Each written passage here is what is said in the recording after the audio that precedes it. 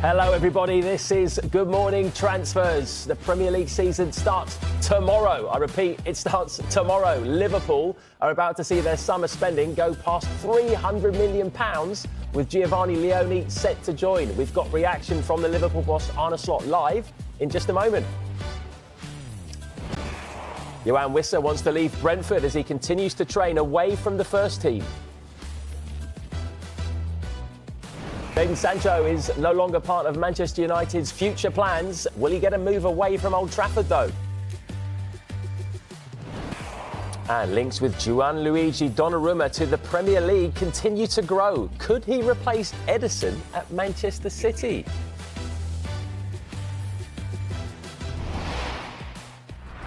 Right, well, we'll hear from Arne Slot live shortly. As you can see alongside me, we've got James Savindra and probably the best-dressed pundit, I'd say, on Good Morning Transfers, Rob Earnshaw. Stop. OK, carry on. Mate. I need to speak to your suit maker. Where do you get this array of suits from? Do you know what? Quick plug. Actually, don't.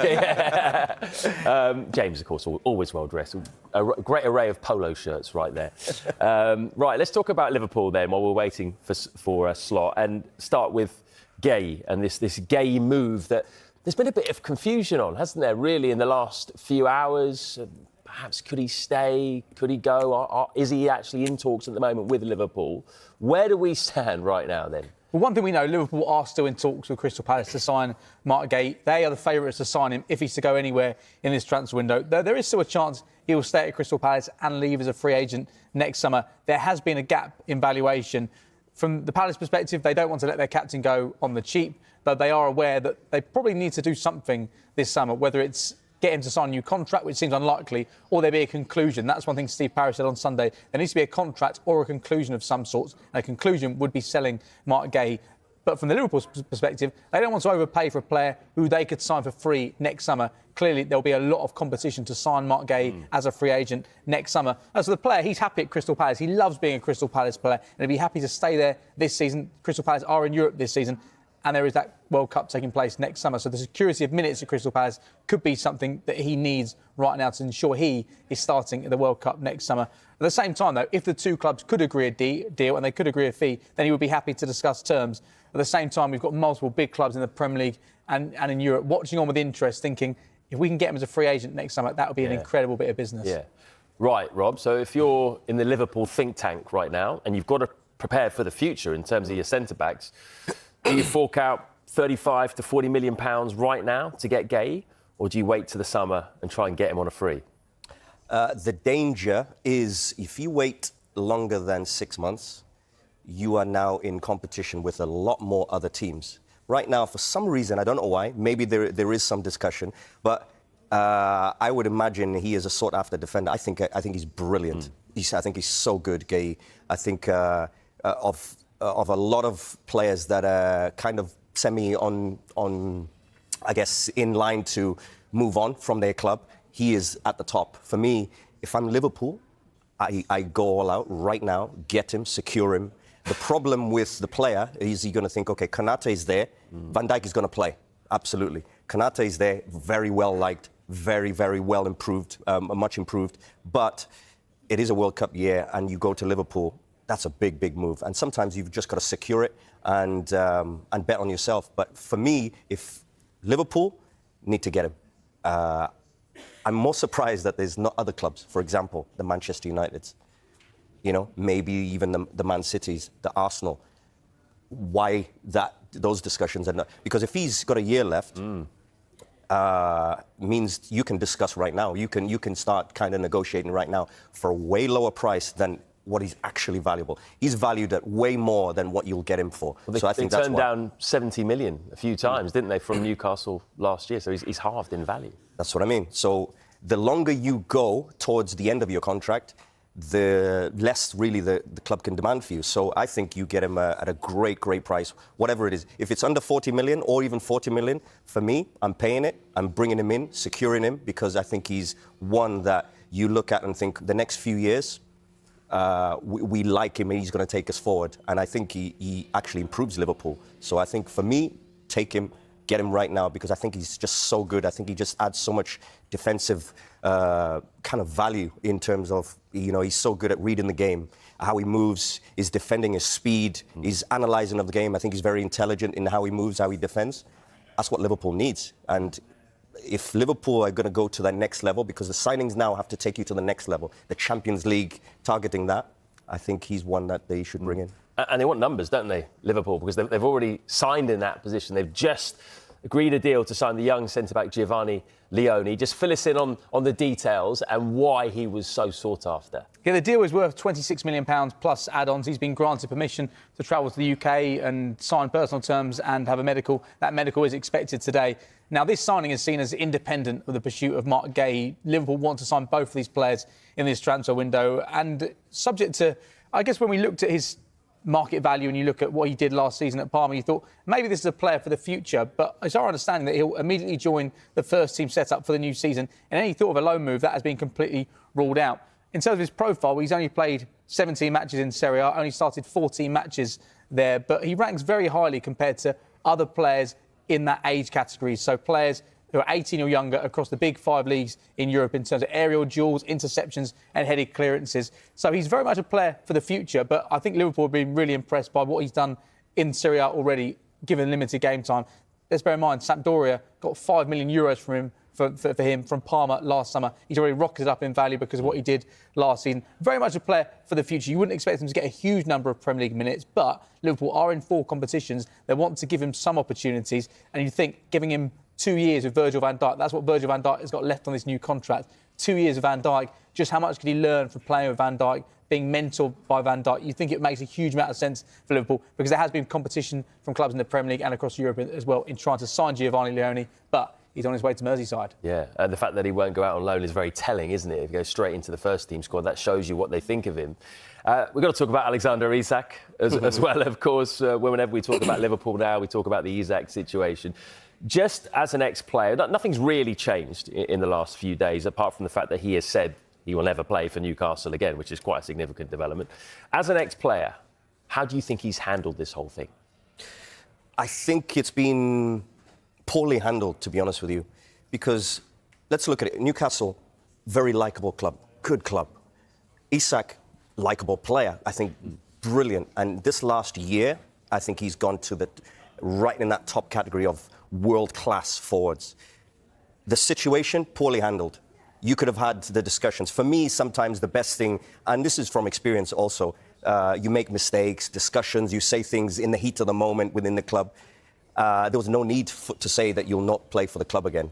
You can have the discussion with the manager, and when they're in the office, and being in the office lots of times with managers, you can have an honest discussion. It doesn't have to be a fallout. And I think the problem right now is it's been a fallout rather than a discussion, because you can have tough conversations. And in the manager's office, there's tough conversations that need to be had. That is one of them about Isak. Of course, he's tempted to Liverpool. Of course, Newcastle don't want to sell him. But Newcastle can say, well, listen, we don't want to sell you unless it's the right price. Isak, I think he could have handled it better. But at the same time, he's got a right, because if Liverpool want him, and maybe that's one of his dream moves, he's got a right to say, listen, coach, I would like to move. I would like to go. Can you let me? And they say, well, I'm sorry, it's going to be 150 million. And he thinks, I'm sorry, it's too much. Right, I'm going to have to cut you off, I'm afraid, Rob, because let's listen in to Arne Slot. It seems that you might be able to bring 2 in. First of all, Giovanni Leoni, what can you tell us? That the clubs have agreed a deal, but he hasn't signed for us yet. So the moment when he signs for us, I can go into more detail. And the other one is, of course, the answer you always get from me. Are you able to talk about that a little bit more broadly, though, and say what expectation you have of possibly getting hold of Mark Gay? No. No, because he's not our player. And unfortunately, he was the captain of the team where we lost against last Sunday. So, no, if you want to have any talks about him, you should go to Palace, to Glasner, and ask him his opinion about him. Well, obviously the focus is on the start of your title defence now. So how ready do you feel you and the squad are now going into the start of the season? As ready as we can be. So I think I've emphasised last week on the fact that we've lost 3 or 4 starters, and unfortunately Ryan Gravenberch was not able to play last week and is not able to play this week. So that means that if you exclude the goalkeeper from the 10 outfield positions, 5 were different than the main starters we had last season. And if you then look the quality we bring on the ball, I'm very happy with that. Without the ball, it's 8 out of 10 times, also very good. But the aim at this club is not 8 out of 10 times, it's 10 out of 10 times. And that is the fine-tuning we still need to find defensively. And that went in pre-season one time better than the other one. Up against Bilbao, I was really pleased with our defensive performance because we didn't give away any chance at all, I think, out of open play. But we did concede 2 set pieces. Against Palace, we conceded, the main chances we conceded were when we lost the ball ourselves. So it's been ups and downs where the downs were not so low, but I think there is the main part for us still to improve, which is normal. I think for everyone in pre-season it's normal that there's still room for improvement, let alone if we not only lost 3 or 4 starters, I think we've lost 5 to 6 players that played quite a lot of minutes for us last season, and we brought in 4 new ones, so then it's normal to that there's a little bit of adaptations, but we are definitely ready for the league to start. And taking all that into account, given what you achieved last season and how difficult it is to go back to back with Premier League titles, what are your expectations for the season? Yeah, but the reason why that is so difficult lays mainly in the fact that there are so many competitors that can also win the league over here. So to win it once is already very special, let alone if you can win it twice in 3, 4, 5 years, or as we did twice in 5 years, and City did even better than us in the last few years. So that's unbelievable if you're able to do this in this league. And probably this year it's going to be harder than every year before because every team brings in new players, but our main competitors definitely did as well. Thank you. Andrew, in that regard, obviously this time last year you had a huge challenge ahead of you with coming to a new league, starting at a new club, replacing Jurgen Klopp, everything that went with it. Is this season in your mind, even personally for you, an even bigger challenge than this time last year? No, you forget to mention that you take over a team and you only have 2 weeks to prepare because there was a Euros and a Copa America.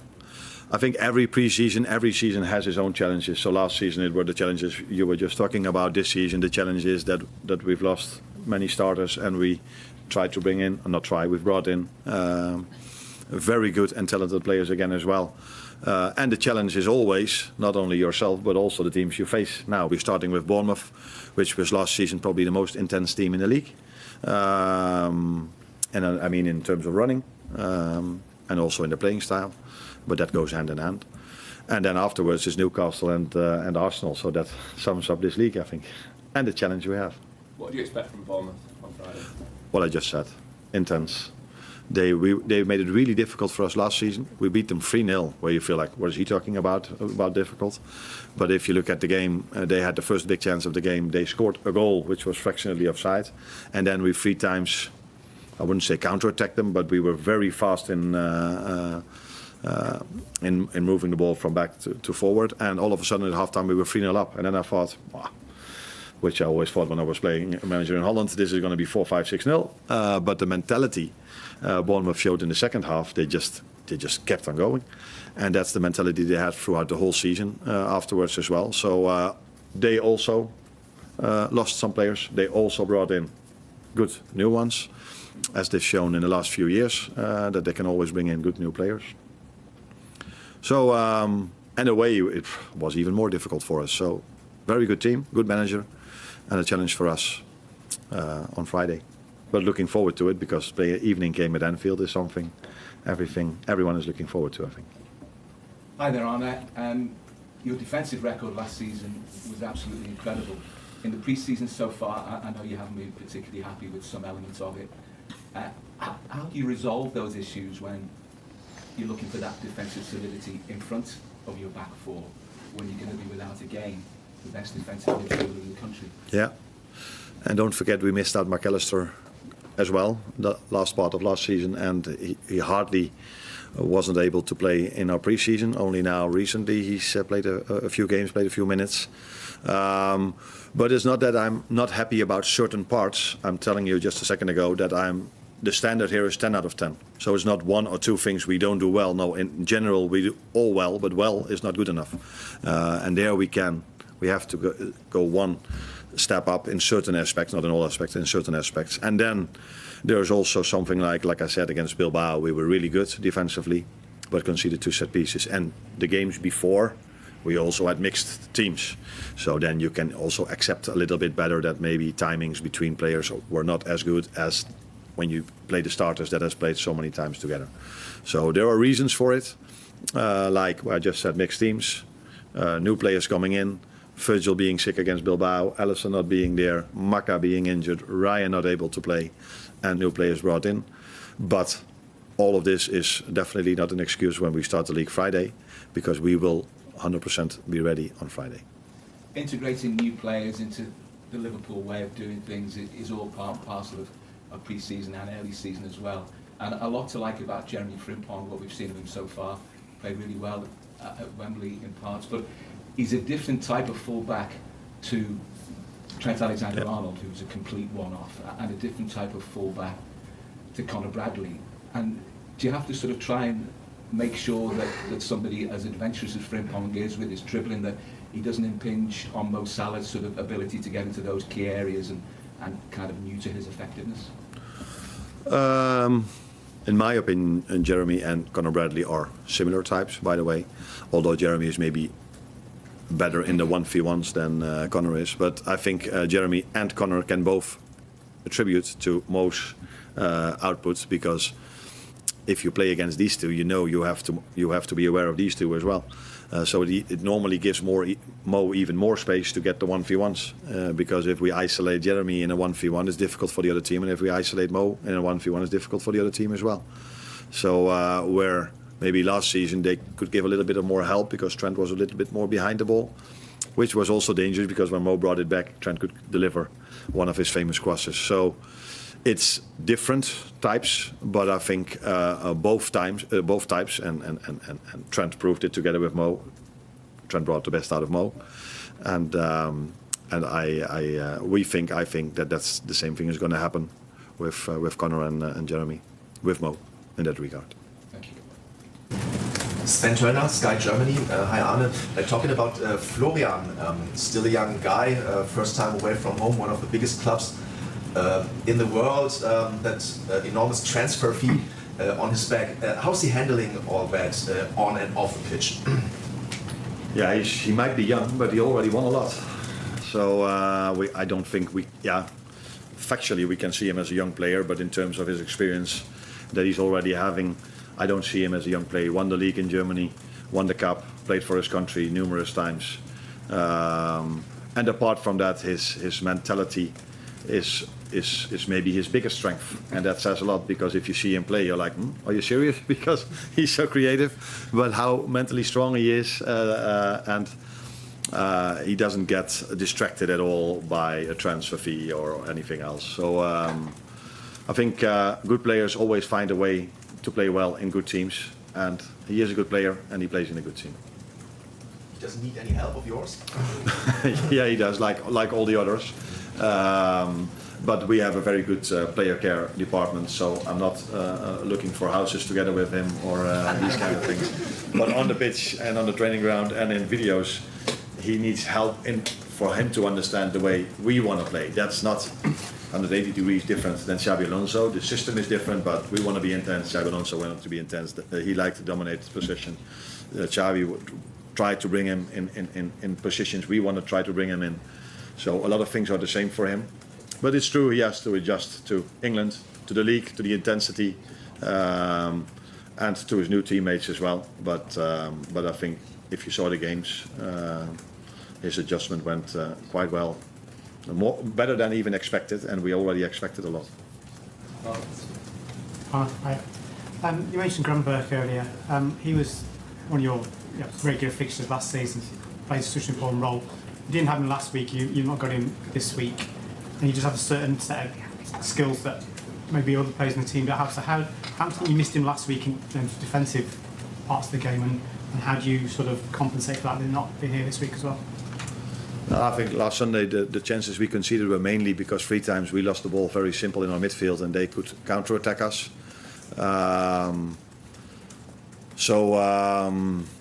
yeah, you could say Ryan is always taking really good care of the ball over there, but players, Ryan or anyone else in our team, can lose the ball. So in that sense, I'm not sure how much we missed him last Sunday, but it's clear that Ryan has had a big impact on us last season. It's quite, no, it's not funny, but I can find another word, that probably everybody's forgotten how he got his suspension. He got 2 yellow cards, the first one for a dive.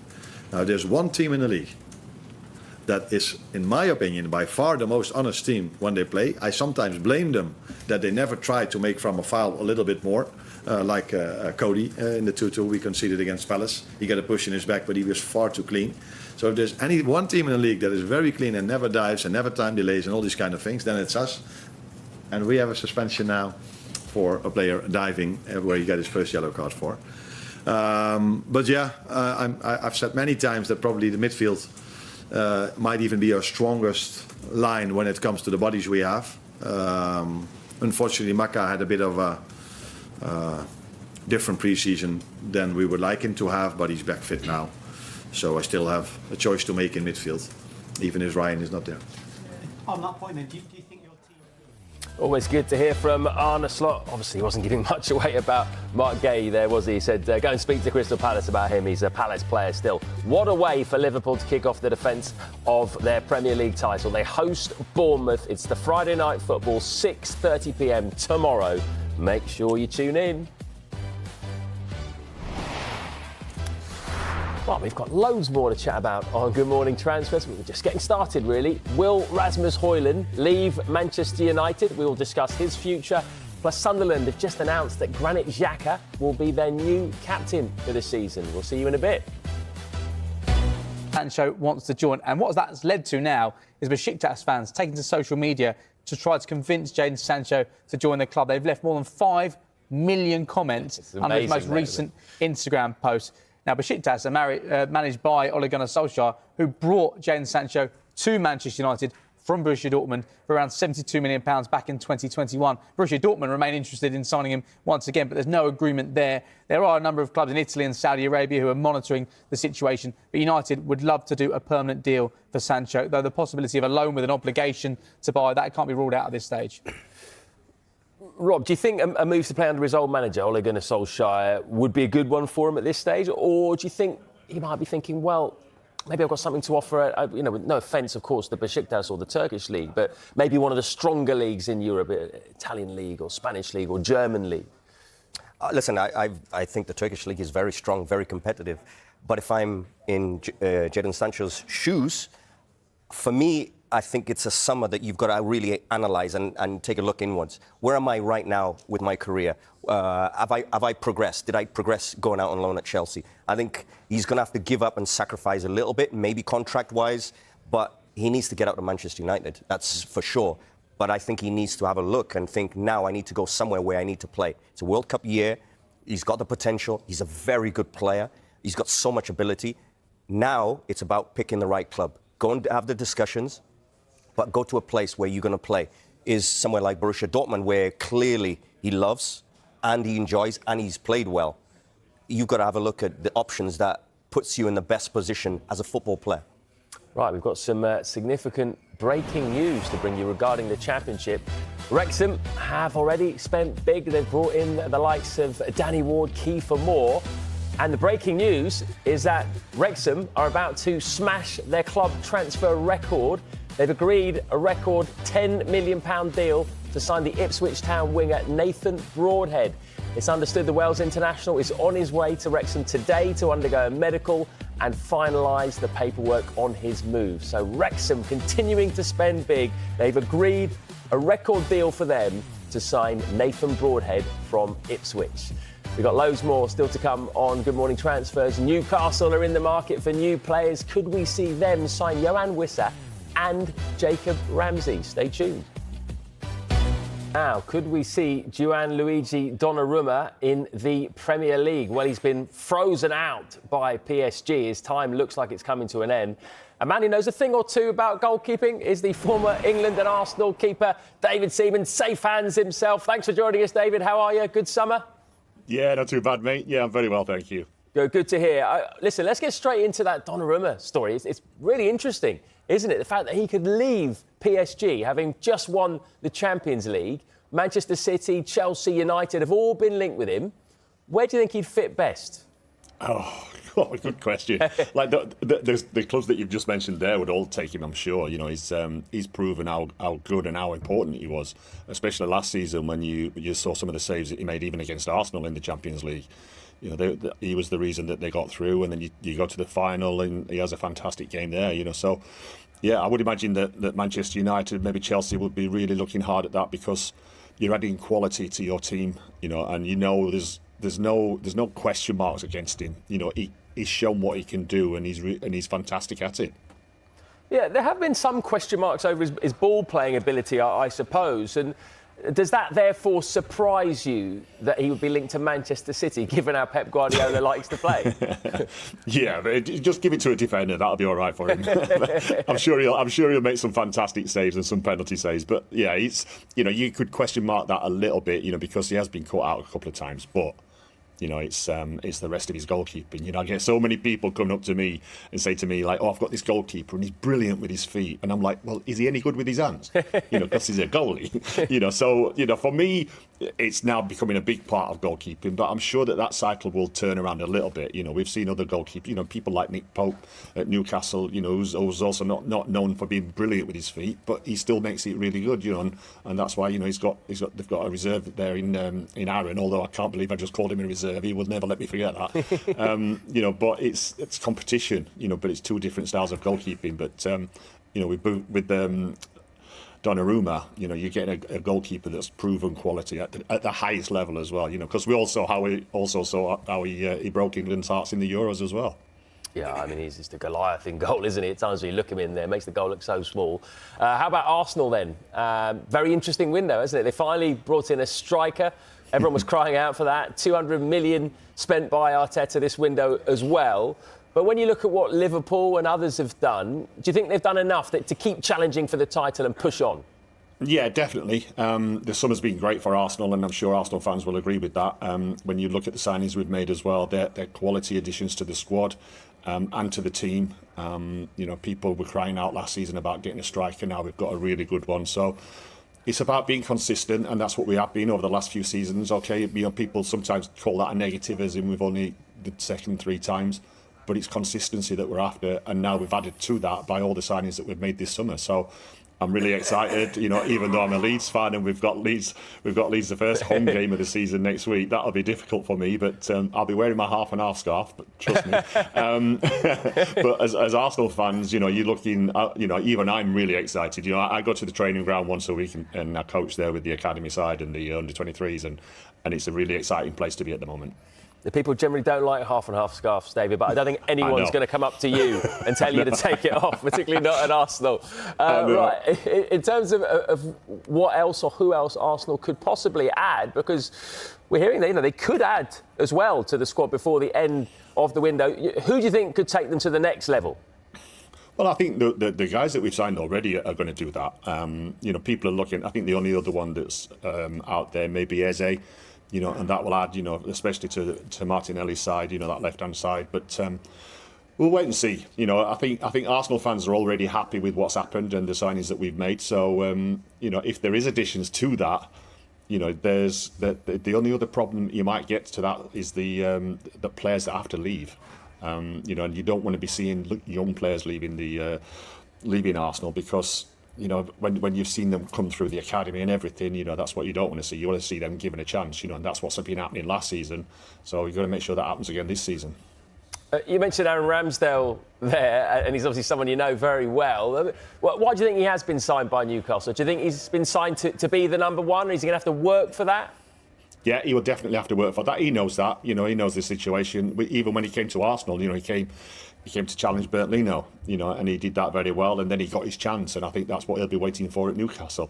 You know, as soon as he gets his chance, take it. And I know Aaron really well, and obviously I know him as a goalkeeper, and he's got everything that he needs to be a top goalkeeper, and I'm sure he'll get back to that. And finally, it's the obligatory predictions question on the eve of the new Premier League season. I know it's very hard at this stage, but, if you had to put your house or one of your favourite ponds on it right now, who do you think is going to win the Premier League and why?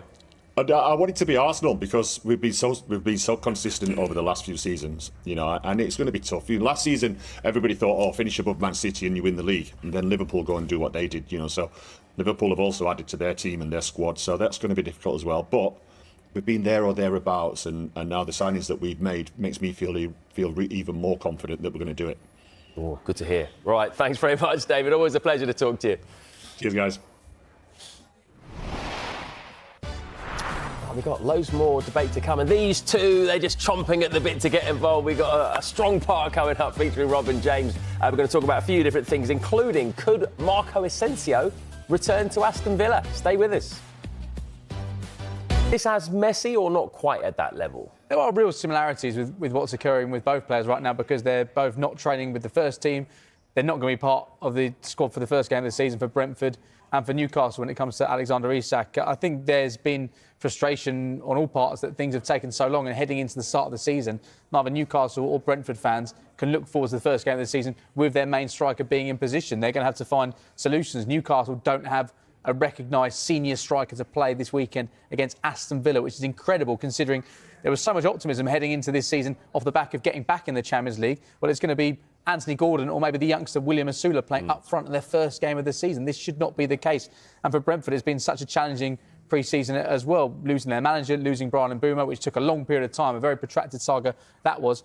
So I don't think much is going to change over the course of the next few days unless clubs start finding replacements. Brentford need to find a replacement for Wissa before they're confident and happy to let him go. At the same time, they want to sign Dango Ouattara from Bournemouth, but Bournemouth need a replacement for him. Yeah. So I think once these squads get the replacement in line, things can move very quickly. But we were sat here last week and nothing really has moved when it comes to Yoane Wissa. And at the same time, relations obviously get worse and worse because you've got a star player, not training with the first team, not part of the first team picture at a time where Brentford need all the good players they can get. Yeah. I mean, look, Rob, Brentford have done this before, right? They are good at replacing their top players. They sell them and they replace them. But this time around, how worried are you for them? I think it's a real big concern. Thomas Frank left, of course. It's been just a constant, just a great kind of person to have around and managing everything in the right way. Players coming in, going. They've done it excellently over the last few years. This is a new Brentford. Unfortunately, your best player, Mbeumo, gone. Wissa, not training with the first team. I worry for him because they're clearly trying to find a replacement first. And that's where normally they've done it quicker before. They already got a replacement coming in. So they can say, do you know what? This is the value for this person. He goes, no problem, he steps in. But Wissa, let's not forget, this guy scored 20 goals last season. Yeah. So he will be a great addition for anybody. I saw even the likes of Forest kind of looking at him. So I think he's a top player. I think he's a great striker to have. I think he's one undervalued still. So I'll be very surprised if he's still there come once the transfer window closes. Newcastle are still keen to get him in. They're also keen on Jacob Ramsey, is what we're hearing. Do you think that would be a good fit for Newcastle? Yeah, he just seems. I like him.